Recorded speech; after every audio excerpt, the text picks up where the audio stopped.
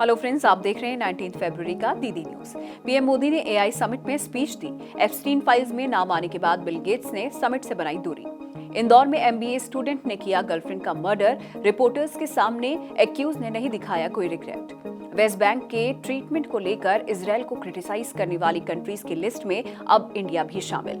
मार्च में शुरू होगी सौरव गांगुली की बायोपिक की शूटिंग। राजकुमार राव क्रिकेटर का रोल प्ले करेंगे।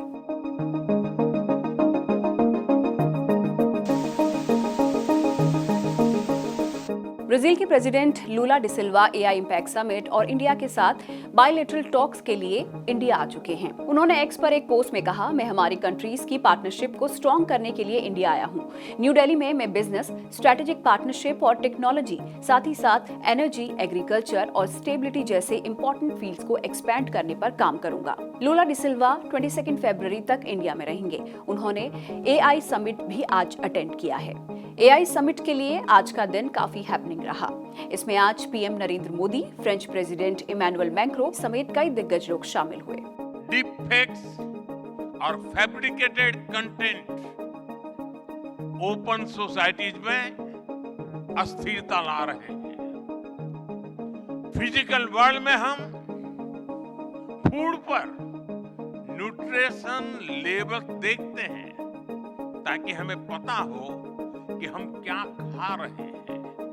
ठीक उसी तरह डिजिटल वर्ल्ड में कंटेंट पर भी ऑथेंटिसिटी लेवल्स होने चाहिए।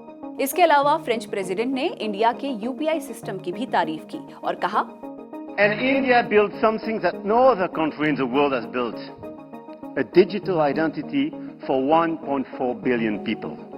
बिल गेट्स भी एआई समिट अटेंड करने के लिए इंडिया आए थे, लेकिन अब वो इससे पीछे हट गए हैं। गेट्स फाउंडेशन ने एक स्टेटमेंट रिलीज कर कहा है कि इंडिया में हो रहे एआई इंपैक्ट समिट में बिल गेट्स स्पीच नहीं देंगे। उनकी जगह गेट्स फाउंडेशन के अफ्रीका और इंडिया के ऑफिस के हेड अंकुर वोरा समिट में शामिल होंगे।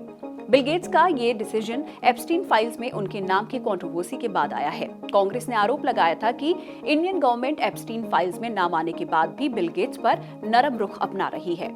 इंदौर में एक 24 साल के एमबीए स्टूडेंट ने अपनी गर्लफ्रेंड का मर्डर कर दिया है। मीडिया रिपोर्ट्स के अनुसार मर्डर के बाद विक्टिम का रेप भी किया गया। ये इंसिडेंट द्वारकापुरी एरिया का है। विक्टिम भी एमबीए की स्टूडेंट थी। वो 10 फरवरी को अपने घर से निकली और उसके बाद घर नहीं लौटी। इसके बाद फैमिली ने मिसिंग कंप्लेंट लिखवाई। 13 फरवरी को क्लासमेट पीयूष धामनोतिया के फ्लैट में उसकी डेड बॉडी मिली। पुलिस ने पीयूष धामनोतिया को ही इस केस में मेन अक्यूज्ड बनाया है, जिसे 14 फरवरी को मुंबई से अरेस्ट किया गया। फिलहाल उसे 3 दिन की पुलिस रिमांड पर भेजा है। अक्यूज का एक वीडियो सोशल मीडिया पर काफी वायरल हो रहा है। इसमें मर्डर को लेकर सवाल पूछे जाने पर वो बहुत ही कैजुअली जवाब दे रहा है कि क्या करोगे जानकर। दिल्ली हाईकोर्ट ने दिल्ली कमीशन फॉर विमेन यानी कि डीसीडब्ल्यू के लंबे समय से बंद रहने पर दिल्ली गवर्नमेंट से जवाब मांगा है। ये कमीशन जनवरी 2024 से बंद पड़ा है, यानी ऑलमोस्ट 2 ईयर्स से महिलाओं की कंप्लेंट सुनने वाली ये ऑर्गेनाइजेशन काम नहीं कर रही है। चीफ जस्टिस देवेंद्र कुमार उपाध्याय और जस्टिस तेजस कारिया की बेंच ने कहा है कि कमीशन में चेयरपर्सन और मेंबर्स की खाली पोजीशंस ना भरने का कोई रीजन नहीं हो सकता। कोर्ट ने सरकार से पूछा है कि अब तक क्या स्टेप्स उठाए गए हैं। ये पिटीशन आरजेडी के एमपी सुधाकर सिंह ने फाइल की थी। उनके लॉयर ने बताया कि डीसीडब्ल्यू का ऑफिस क्लोज है और स्टाफ को हटा दिया गया है, जिससे महिलाओं को जस्टिस मिलने में मुश्किल हो रही है। इस केस की अगली सुनवाई आफ्टर 2 वीक्स होगी। दिल्ली पुलिस ने रेड फोर्ट के पास एक 36 साल के फेक एनआईए ऑफिसर को अरेस्ट किया है। उसके पास एनआईए यानी कि नेशनल इन्वेस्टिगेशन एजेंसी का एक फेक आईडी कार्ड मिला है। दिल्ली पुलिस ने बताया कि वो जम्मू कश्मीर के पुलवामा का रहने वाला है और नौकरी का झांसा देकर लोगों को धोखा दे रहा था। उसके साथ एक माइनर लड़के को भी अरेस्ट किया गया है। वेस्ट बैंक पर इजरायल के यूनिलेटरल मेजर्स को क्रिटिसाइज करने वाली कंट्रीज की लिस्ट में अब इंडिया भी ऐड हो गया है। 17 फरवरी को 85 कंट्रीज ने इसे लेकर एक स्टेटमेंट रिलीज किया था। हालांकि तब इंडिया इसमें इंक्लूडेड नहीं था। इस लिस्ट में बांग्लादेश, मॉरिशस, मालदीव्स और पाकिस्तान भी शामिल है। पाकिस्तान की फॉरेन मिनिस्ट्री ने बताया है कि प्राइम मिनिस्टर शहबाज शरीफ 18 से 20 फरवरी तक अमेरिकी दौरे पर रहेंगे। उनके साथ डिप्टी पीएम और फॉरेन मिनिस्टर इसहाक डार, मिनिस्टर्स और ऑफिसर्स की टीम भी अमेरिका गई हुई है। शहबाज शरीफ अमेरिकन प्रेसिडेंट डोनाल्ड ट्रंप के इनविटेशन पर बोर्ड ऑफ पीस की पहली मीटिंग में शामिल होने अमेरिका गए हैं। ये बैठक आज होनी है। इसके अलावा शहबाज शरीफ अमेरिका की सीनियर लीडरशिप से भी मुलाकात करेंगे। कैलकाटा हाईकोर्ट ने एक स्टूडेंट को उसकी मेडिकल प्ली के बावजूद सीबीएसई बोर्ड एग्जाम्स में बैठने की परमिशन देने से साफ इनकार कर दिया है। स्टूडेंट का कहना था कि वो सीरियसली बीमार था, जिसके चलते वो स्कूल नहीं जा सका और उसकी अटेंडेंस कम रह गई। सीबीएसई के नियमों के मुताबिक एग्जाम देने के लिए कम से कम 75% अटेंडेंस होना जरूरी है। ऐसे में उसे नियमों में ढील देते हुए एग्जाम देने दिया जाए।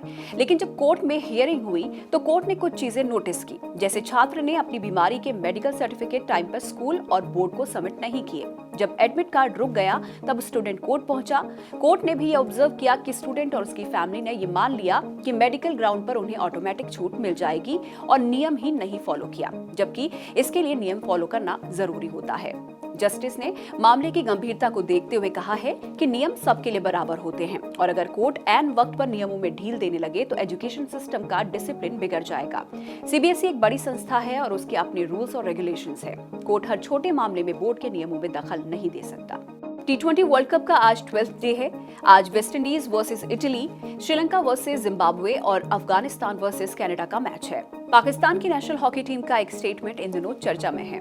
कप्तान इमाद बट ने ऑस्ट्रेलिया से लौटने के बाद लाहौर एयरपोर्ट पर मीडिया से बात करते हुए कहा कि ऑस्ट्रेलिया में नेशनल टीम के प्लेयर्स से किचन, बर्तन, कपड़े और बाथरूम साफ कराए जाते थे। हम अपना खाना खुद पकाते थे और सड़कों पर रहते थे। बर्तन धोने और सफाई करने के बाद खिलाड़ी मैच में कैसा प्रदर्शन करेंगे। प्रो हॉकी लीग में ऑस्ट्रेलिया में लगातार हार के बाद पाकिस्तानी हॉकी टीम वेडनेसडे सुबह लौटी थी और इसी दौरान ये स्टेटमेंट दिया गया। डीडीए प्रीमियम हाउसिंग स्कीम में ऑनलाइन रजिस्ट्रेशन की लास्ट डेट 20 फरवरी तक एक्सटेंड कर दी गई है। इस स्कीम के अंडर घर खरीदने में इंटरेस्टेड लोग अब 20 फरवरी तक ऑनलाइन रजिस्ट्रेशन और फीस डिपॉजिट कर सकते हैं। इसके अलावा 23 फरवरी तक एप्लीकेशन सबमिट भी कर सकते हैं। 26 फरवरी को ई ऑक्शन के रिजल्ट अनाउंस होंगे। हैदराबाद में बिरयानी पर लगने वाले टैक्स में 70,000 करोड़ रुपए की चोरी सामने आई है। दरअसल यहाँ की बेस्ट बिरयानी चेन्स पिस्ता हाउस, शाहघोष और महफिल ग्रुप की 30 लोकेशंस पर आईटी की रेड पड़ी, जिसमें सामने आया कि पिछले कुछ सालों में इन रेस्टोरेंट ने करीब 70,000 करोड़ रुपए का टैक्स नहीं दिया। इसमें हैदराबाद के अलावा तमिलनाडु, कर्नाटक और आंध्र प्रदेश के रेस्टोरेंट शामिल हैं। एक्टर राजपाल यादव तिहाड़ जेल से रिलीज होने के बाद अपने गांव शाहजहांपुर पहुंचे। चेक बाउंस केस में जेल से रिलीज के बाद उन्होंने अपने सपोर्टर्स को थैंक्स किया। ड्यूरिंग दिस टाइम मीडिया से बात करते हुए उन्होंने एक यूनिक डिमांड रखी है। उन्होंने कहा है कि जेलों में भी रेलवे स्टेशन और एयरपोर्ट की तरह स्मोकिंग जोन बनाए जाने चाहिए। साथ ही उन्होंने ये भी क्लियर किया कि उनका मकसद टोबैको को प्रमोट करना बिल्कुल नहीं है, रादर देन वो एक प्रॉपर डेजिग्नेटेड फैसिलिटी की मांग कर रहे हैं। राजपाल ने कहा है कि जेल रिफॉर्म सेंटर्स की तरह काम करनी चाहिए। Let me tell you, actor को 9 करोड़ रुपीस न चुकाने पर हाईकोर्ट ने जेल भेज दिया था। फिलहाल comedian actor Rajpal Yadav cheque bounce case में 18 मार्च तक इंटरिम बेल पर है। बॉलीवुड एक्टर राजकुमार राव जल्द ही क्रिकेट लेजेंड सौरव गांगुली की बायोपिक में नजर आएंगे। इस फिल्म की शूटिंग मार्च में लंदन के लॉर्ड्स क्रिकेट ग्राउंड और कोलकाता के ईडन गार्डन में शुरू होगी। राजकुमार ने कहा है कि इस रोल के लिए वो थोड़ा नर्वस है क्योंकि ये एक बड़ी जिम्मेदारी है, लेकिन इंटरेस्टिंग भी है। बिफोर दिस राजकुमार राव उज्जवल निकम की बायोपिक की शूटिंग पूरी कर चुके हैं। इस फिल्म के लिए उन्होंने अपना लुक पूरी तरह से चेंज किया था। राजकुमार का कहना है कि वो प्रोस्थेटिक्स में बिलीव नहीं करते और वो हर किरदार के लिए खुद मेहनत करते हैं। गोल्ड और सिल्वर मार्केट में आज तेजी रही। 19 फरवरी को 10 ग्राम गोल्ड की वैल्यू 1,55,000 रुपए है, तो वहीं अब 1 किलो सिल्वर 2,45,000 रुपए में मिलेगी। बात स्टॉक मार्केट की करें तो शेयर मार्केट में गिरावट रही। निफ्टी 1.41% गिरावट के साथ 25,454 पर और सेंसेक्स 1.48% गिरावट के साथ 82,498 पर बंद हुआ। आज निफ्टी 50 में ओएनजीसी, हिंडाल्को, एचडीएफसी लाइफ और doctor Reddy's lab top gainers रहे। वहीं InterGlobe, AVI, Trent, MNM, UltraTech cement और भारत इलेक्ट आज के टॉप लूजर्स हैं। और आइए अब देख लेते हैं आज का मीन।